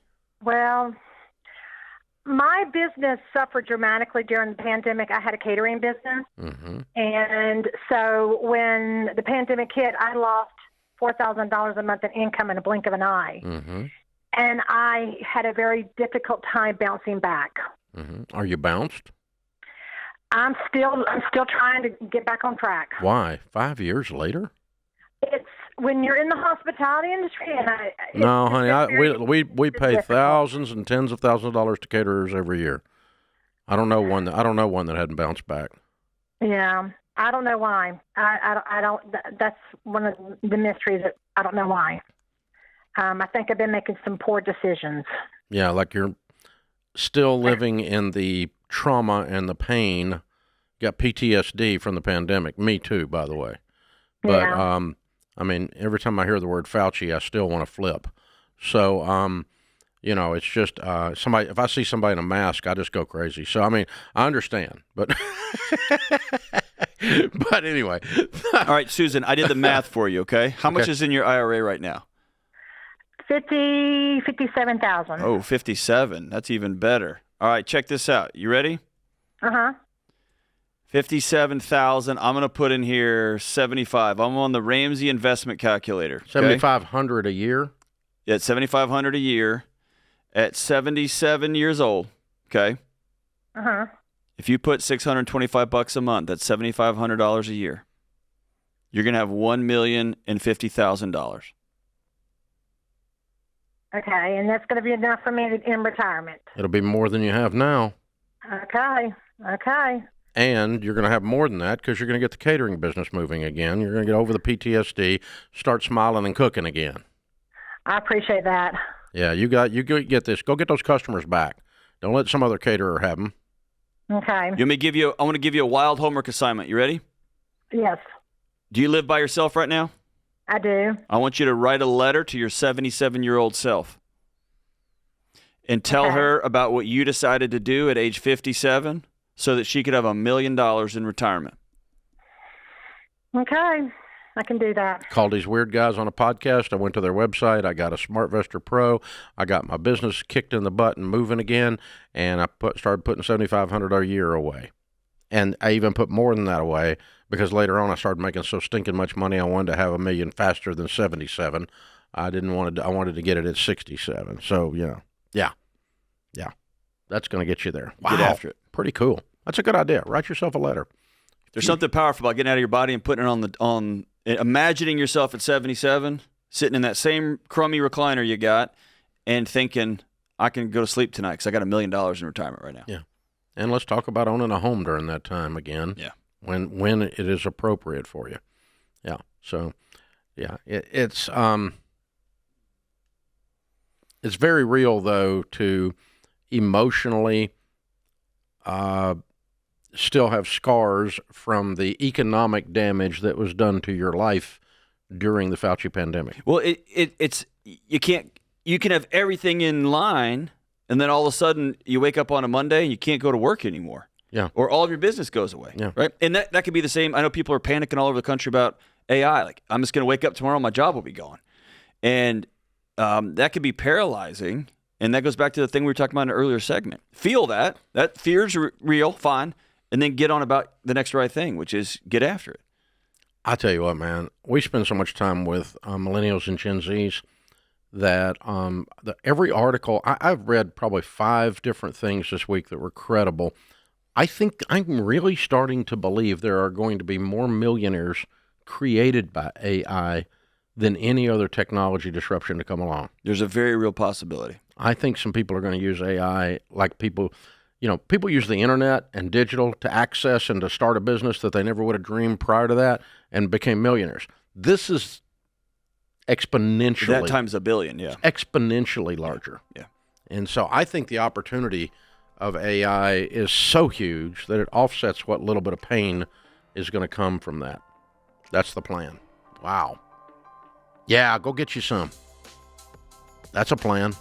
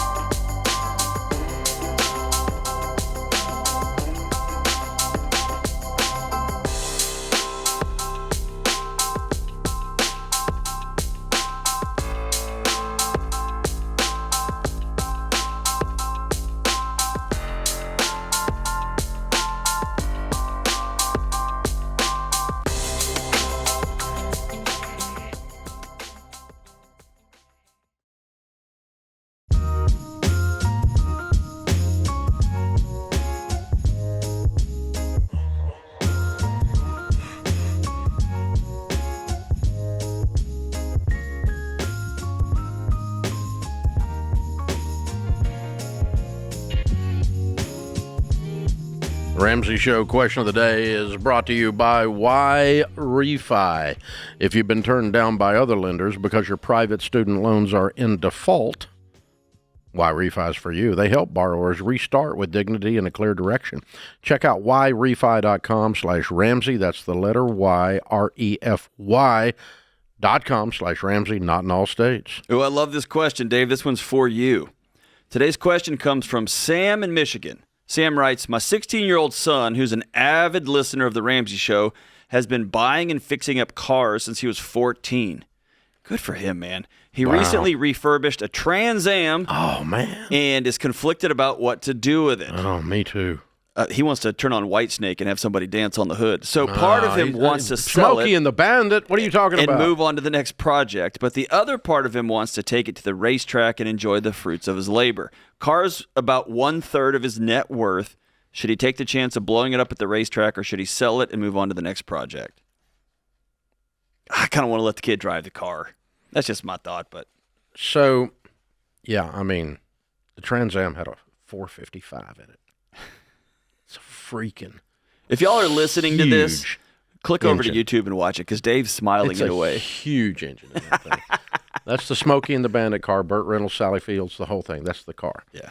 And the thing would, if he put it back together the way it was originally, it's incredible. Yeah. Okay. So what? Dave can hardly talk. What is the wise thing to do here? Okay. The important part of this whole story is not the car. Correct. It is the kid. This kid has already figured out that he is the secret sauce, not the vehicle. He's just, he can, so he'll be able to land on his feet no matter where he lands, no matter where he goes, no matter what he does. So this car, 1/3 of his net worth when he's freaking 16 years old. I don't like that word, net worth. Who has a net worth at 16 years old? Yeah. Nobody. Yeah. So let's not worry about this, right? So I think he continues to learn lessons that teach him that he is the variable, not the car. Yes. And so I think you enjoy the car, not just because I'm a car freak, and I think this is a very cool car. But all that aside, I'm not saying it because I'm thinking what I want this 16-year-old to come away with is not build up something and then protect it and guard it. Build up something, enjoy it, and know that the reason I got this is not because of dumb luck, it's because of my effort. I worked hard. And can I say this? If he goes up and blows it up at 16, that might be the greatest thing that ever happened to him. And he learns the lesson. What a great lesson he'll learn. Yeah, you go, well, next time I'm not going to. I don't know that he's going to blow it up. I mean, just because he puts it on a racetrack, he could wreck it, I guess. Yeah, but, or he may devalue it or whatever, but yeah, but he can fix it back up. But, I mean, he has learned that I can. You know, I had a guy speak one time. He said that everything that's created is created twice. It's first created in your mind, and then you physically create the thing. Yeah. And what he has figured out is that he can create something in his mind and then cause that future to occur.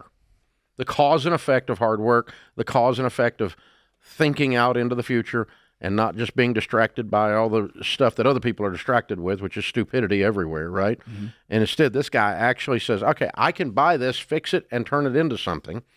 And what I learned from that is that I have the ability to affect my own future.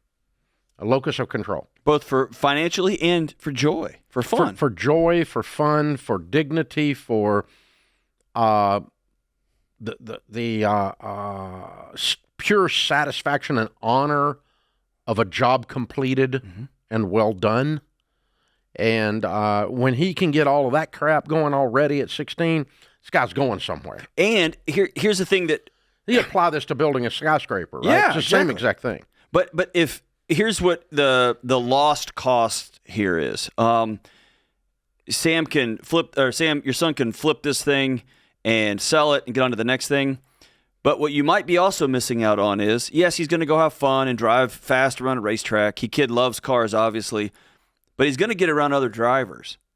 And he might get around other drivers that are like, hey, can you work on my car? Hey, I know a guy who can help with, And so by being around other car guys, that's going to elevate his entire game and maybe get him out of your garage and into his own shop. I mean, there's so many other things. If this is his destiny. Right. That's right. If he never works on another car again, but all he gets out of this whole thing is that he understands he controls things. Yeah. He controls his destiny. He creates it in his mind, and then he causes his future to come to pass. That is money. Yeah. That's money in the bank right there. That's right. And so, yeah, I'd go to the racetrack. He might bump into Shelby. Yeah, that's what I mean.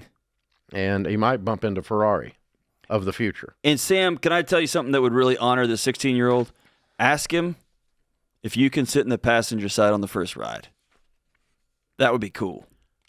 Man, I don't know if I could do that. That'd be cool. Hang on tight, but that'd be cool. I could drive it, but I don't think I could sit there. Oh, yeah. God. That makes my stomach hurt.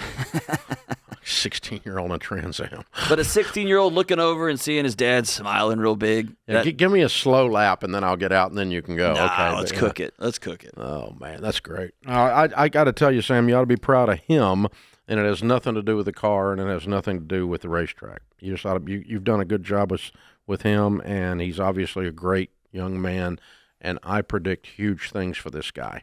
I think he's a stud. All right, Katie's with us in Phoenix. Hey, Katie, what's up? Hey, Dave. My question is about how to decide between paying off our house versus using the proceeds from a rental sale to reinvest in real estate.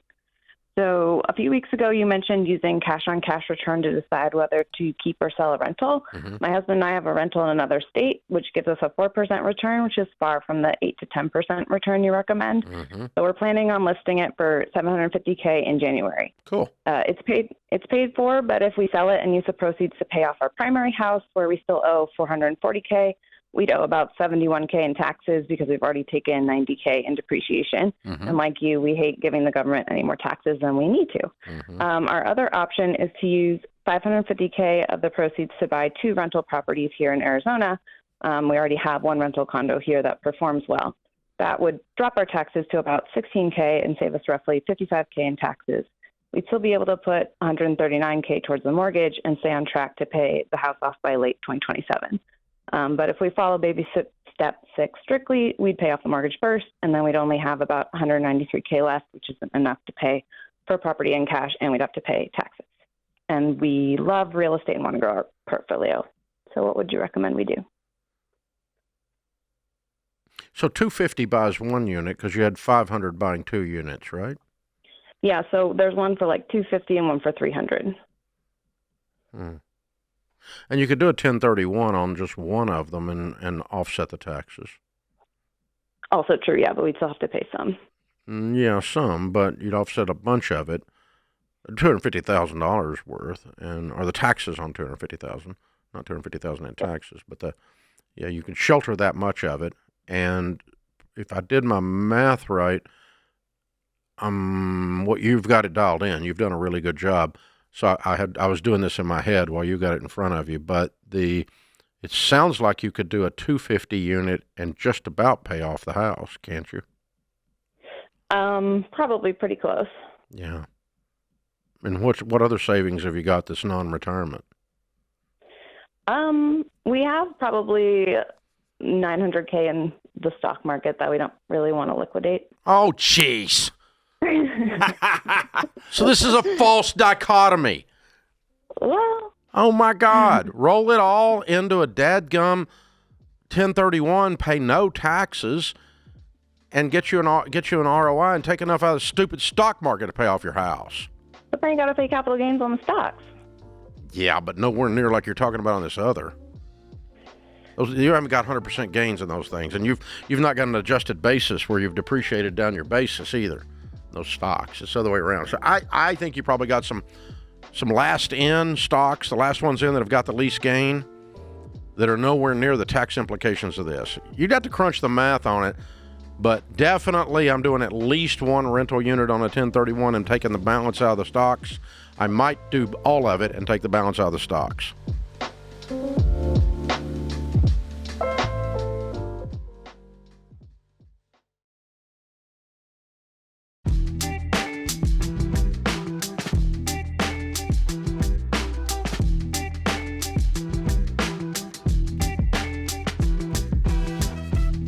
Hey, where'd all your money go in 2025? You don't know? I would make you normal. Normal's broke, by the way. Next year can be different. Get a head start by downloading Every Dollar. Every Dollar builds you a personalized plan and coaches you to find the extra money and work the Ramsey plan. And then put it to work, beat debt, build wealth. You're going to find thousands of dollars in the first 15 minutes after you open it and follow through the onboarding process. We're going to help you get started, baby. And then we're going to hold your hand and go do this and then do that. And it's got the same great budgeting features, but it's going to help you work the plan. New improved. Don't miss this. Don't go another year feeling broke and stressed. Start Every Dollar for free in the App Store or on Google Play. Billy's in Fort Worth. Hi, Billy. Merry Christmas. Hey, Dave. Merry Christmas to you as well, sir. What's up? Well, I came into a little bit of money, and I want to see if I should pay off my debt, my house, and a couple of notes and whatever, and then I'm not sure what to do with the leftover. I'm not too big on wanting to do stocks and stuff like that, but that's what I wanted to talk to you about. What's a little bit of money? Well, I have $52,000 in a savings account, and then I got $420 in an insurance settlement. Lump sum?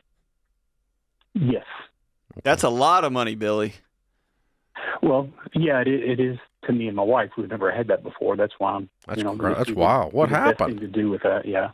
It was a personal injury. Fell and broke some disc in my neck and lower back. How you doing? I'm doing much better now. Did one surgery on the neck and have another upcoming one on the back soon. But other than that, I'm doing okay, really. Wow. What do you do for a living? I'm medically retired. I had cancer. So I'm 60. My wife is 69. So I took a kind of an early retirement because of some complications that I've run into as well. I may work again, but I'm really limited in what kind of work I can do. I was in water treatment, working for the city for a whole career. And so I have $4,000 a month in pension income, and my wife is $3,500 a month in her job. So we combine like $7,500 a month in income. So you can easily live on that? Yes. And how much debt do you have? $150 on the house, $60,000 on a piece of land that we bought next to the house, and $33,000 on a car. That's all the debt that we have. So we're like $244 in debt. Okay. And I think if we paid everything off, that would leave us with what, $225 or so. Yes, sir. That's what we're not sure what to do with, or should we not pay that off and do something else? No, with I would money, I'd pay everything off under the condition that the two of you promise each other, starting today, that you're going to live on a written budget on the Every Dollar app the rest of your life. Okay. No buying anything on debt ever again. No. Because now you got $7,500 and zero bills. Well, I guess if we paid everything off, I think our monthly living expenses would be around $2,000 a month. That's what. Yeah, and you got $7,500 coming in. Whatever. Yeah, you got $7,500 coming in a month. $4,000 and $3,500, right? Yes, correct, sir. Okay, and so you budget that, and you continue to invest and grow in your retirement. You grow some wealth, and you use the fact that you don't have any debt to grow, substantial wealth in the next 10 years. And we're going to use that $225 to start with that. There are three things you can do with money. And anytime I have excess money, I try to do some of all three. I can be generous with it. Generosity ought to always be part of your financial plan. Giving to others money. Secondly, I can have fun with it. And it sounds like you're overdue for some fun. Yeah. And thirdly, I can invest it. What are you two driving? We have a 2024 Toyota RAV, and then I've got a 22-year-old pickup that I drive around. Okay. Do you need to upgrade the pickup? No, it's perfect for me and run around town what I do, Okay. Well, if you need to spend $10,000 and upgrade the pickup, this might be the time. Mm-hmm. And $10,000 is not exactly a new F-150, okay? I'm just saying move up out of the beater that you're driving. But you can do whatever you want to do. But that you could use some of the money for something like that. You could take a trip that you've always talked about taking, and you could give some money to the homeless shelter or to the orphanage or whatever. I don't care. Some ministry that you want to support. And then the rest of it, I'm going to sit down with a SmartVestor Pro, go to RamseySolutions.com, get someone in your corner, and begin to learn about investing. Do not put money in something you don't understand, and don't do it because I said do it. You do it because you learn about it, you understand it. It's really not that hard to understand. You can do it. And understand what a mutual fund is and how it works and how to pick one. SmartVestor Pro is, in order to get our Ramsey Trusted endorsement, they have to have the heart of a teacher. We will not send you to somebody who just says, do it because I said so. We want them, they want you to understand it, or they don't want you to do it. And so I want you to take a little time with that. There's no rush. You can just park it in a high yield savings account until you figure out the investing you want to do and what I'm going to spend and what I'm going to give. And but I would pay off the debts immediately, and I'd get on a budget immediately. I don't think you're going to be an overspender, Mr. 22-year-old truck guy. I don't think that's going to be a problem for you, okay? No. I don't think you're going to go like hog wild and crazy or something. So I think you're going to be okay, but I want you to have a plan to replace the truck and then replace the car someday. I want you to have a plan for Christmas. I want you to have a plan for some vacations. You deserve them. I want you to have a plan for some generosity, and I want you to have a plan for some investing out of that $7,500 a month that you got to work with. And so that's your budget. And then, but you're going to have, substantial money in the next 10 years if you do this basic things right here. It's a really, really good position. I'm sorry you got hurt so badly. Man, that's a big settlement, and that's that indicates a lot of pain. Yeah, and Billy, are you going to be responsible for all these other surgeries and whatnot? One more time. Yeah, that's what the settlement was for. Yes, sir. Okay, so do you need to keep some of that liquid for these future surgeries and challenges?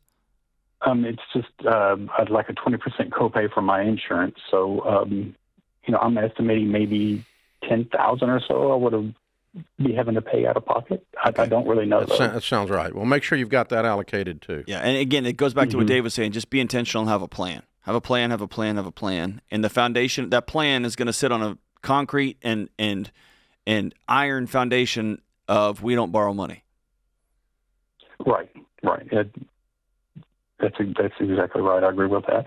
So you would put the bulk of it into mutual funds? I would. With the SmartVestor Pro? I would. After everything's paid off, after you have some fun and do some generosity, yes. Are those low risk? It's not like regular stocks in the stock market or anything? It is the stock market, but it's as low a risk as buying a home. Okay, gotcha. Okay. Yeah. Okay, well, I will check for a SmartVestor Pro on the website and get started from there. Yeah. Billy, if it makes you feel better, I use a SmartVestor Pro. And so do I. And that's where I put my money. So do I. So, yeah. So here's the thing. Like, you take a look, folks, at some of the growth and income funds or even some of the growth funds and say, okay, in the last 50 years, how many down years did they have? And what's the total up? And you will find it's as safe as your house. There's no guarantees. You don't have a guarantee. You don't have a guarantee when you bought a house. They go up, they can go down. And sometimes they go down. If the neighborhood goes away and people start misbehaving around you and that kind of stuff, the values can go down. You can have all kinds of problems, right? And somewhere in there is what I'm looking for. Wow. Billy, I'm sorry you went through that.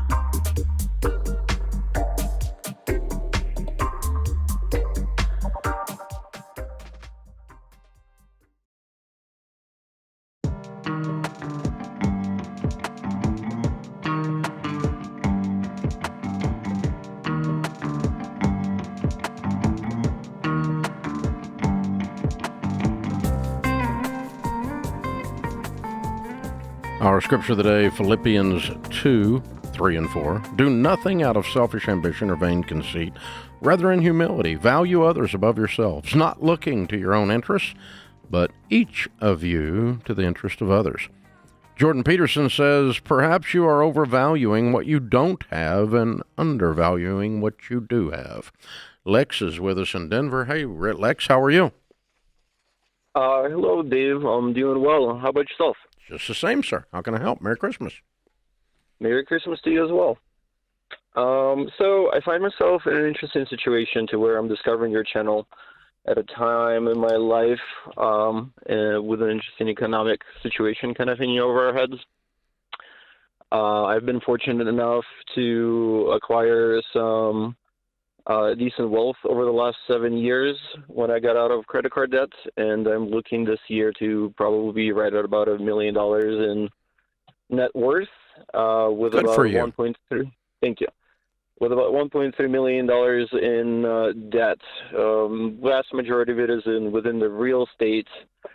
But the more I'm listening to your show, the more I'm starting to realize that I might have bought some stressors in my life with the ability to get to where I was. Now I've got to figure out how to maybe tighten up the debt, and I was hoping you might be able to give me a few pointers on which direction to head to. Okay, sure. Well, I love real estate, and I made a fortune like you in my 20s in the real estate business, and I lost it all because I had too much debt. At that point, at the high point of that, I had a $4 million portfolio with about $3 million worth of debt. So I had a 75% equity or 75% loan to value situation, and I was 26 years old. So how old are you? 33, about to be 34. Okay. All right. And I was doing a lot of flips, and so I had short-term notes, and the banks called our notes, and it caused us to lose everything in the next 2.5 years. So, and then, we started this whole thing, living on less than we make, being debt-free and all that stuff 30-plus years ago. That was 1988 when I went bankrupt. That's how long ago it was. And so I've watched my friends in the real estate business. My family was in the real estate business. That's how I got into it. I love real estate. And I own several $100 million worth of real estate today, all debt-free. So I've reversed that course many times over, but it's still an interesting journey I've been on. And I'm honored to get to talk to someone that has done as well as you have at this age, and congratulations. Very well done. So I'm always going to go towards less debt to no debt because I have less to no stress that way. And my sustainability is greater because a lot of times in the real estate business, we don't perceive the risk that debt creates. A lot of real estate people always laugh and say their risk meter got broken. It doesn't even work anymore. They don't even measure risk anymore. They just go, oh, more. And that's what I was doing. Yours is 50%, so you're not as bad off as I was. You're in much better shape than I was at that time. Tell me about the real estate that you own. What is it? Yes. So I was kind of following your journey. That's kind of where I find myself, too, is that my next plan was to buy more and more third and fourth property to try to leverage the debt to get enough passive income to kind of buy my freedom, if you will. But yeah, I'm glad I found your show. I have 2 properties. One of them is a single family house that I essentially converted into up-down duplex. And I have a 4-plex that are both currently cash flowing. However, I'm noticing that in Denver in particular, rents are starting to take a big downturn. Really? I think due to some of the economic stressors. Yeah. Just last week we had a brand new apartment complex that got foreclosed on by a bank, and the investors lost $125 million because probably bad management, but also bad in investing over leveraging. And so I'm seeing rents around town, especially for like luxury places, go off 20-30% off, where last year they would have been rented for upwards of $3,000. Now they have $2,300 a month. Okay, so you own 2 properties that are worth $2 million? Just about, yeah, just under $2 million. Okay, and you have mortgage on each of them? Yes. Okay, what's the mortgage on the duplex? On a duplex, I got it back right around COVID, so I have 2.3% rates, just right around 500. What's it worth? Value. As a duplex, with the cash flow it is, it's probably right around 750. Okay. And so the other one's worth 1.3?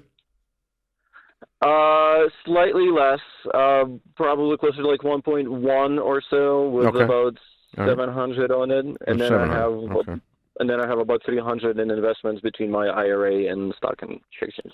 Okay. And stock market. Okay. About and what do you make? What's your career? I'm a mechanical engineer. And so you're making 200? 125 or so. Oh, okay. All right, cool. All right. And you're married? No. Okay, good for you. Okay, cool. All right. So there's a couple ways you can go at this. The biggest thing I want you to do is I want you to perceive that those debts equal risk. More debt equals more risk, less debt equals less risk. So point being that on the fourplex you owe 700. If you owed 1.1 on it and it's worth 1.1, you'd have more risk. Agreed? Mm-hmm. Because the cash flow would dry up due to the debt service, and it's not as sustainable, and you can't get out of the stupid thing because you're leveraged up to your eyeballs. In your case, you got about a 30% equity in that particular position. The other one's about the same, as a matter of fact. So can't figure out where the $1 million net worth is. You must have a pile of cash somewhere. Yes. So roughly, there's about 400 of equity on that 1.15 property, 250 on the 750 property. Mm-hmm. Yeah, that's what I got. And I have 350 in stocks and retirement. Oh, okay, about good. Equally. Okay, 350 in stocks? Or how much in retirement? How much in stocks? About equal split. So about 150 in stocks and like a little closer to 200 in IRA. Okay. And you continue to like both of these properties as they've got a good future? Yes. The fourplex got really, really good cash flow and good upside for the future too. And the single family's got a really low rate, so it overperforms the average inflation. Good. Okay. I like all that. That's good analysis. All right. So there's a couple of ways you can go. One is you can just say, all right, I'm going to systematically start clearing the debt on these two. So I'm going to reach over and pay that duplex off. I'm going to throw 175 at it today, and I'm going to reach over and get it paid off in the next couple of years. And then I'm going to take all that cash flow, and I'm going to reach over and start working on the fourplex and get it paid off. When it's paid off, I'm going to take this incredible cash flow because I got zero debt, and I'm going to buy my next property with cash. That's going to slow down the number of properties, but it's also going to lower the amount of hassle you have per dollar. Right. Because if you got 25 renters instead of 5 renters, you got a different hassle level in your life. Agreed? Yeah. The idea is at some point I'm probably going to retire off my engineering or go down to working minimum, just the jobs I like, and then concentrate a little bit on real estate. But that's okay. Right now you're 33 and you're a mechanical engineer. That's what I would do. If you want to get even more radical, you would sell one of the properties and pay off the other one. And then start from there and go cash on. And I have an allergy to risk, so that's what I would do. Yeah, but I'm okay with you starting with a plan to say, I'm going to work my way out of this debt, and every time I lower the debt balance, I've lowered my stress life, and I've lowered my probability of problems and everything else. And if you dislike one of the properties, I'd cash it in and throw it at the other one. But you seem to like both of them. And so that does, you could go that way. Either way is fine with me. But no, I'm not going to go buy 6 more like this. That's a recipe for problems, serious problems. That puts this hour of the Ramsey Show in the books. We'll be back with you before you know it. In the meantime, remember, there's ultimately only one way to financial peace, and that's to walk daily with the Prince of Peace, Christ Jesus.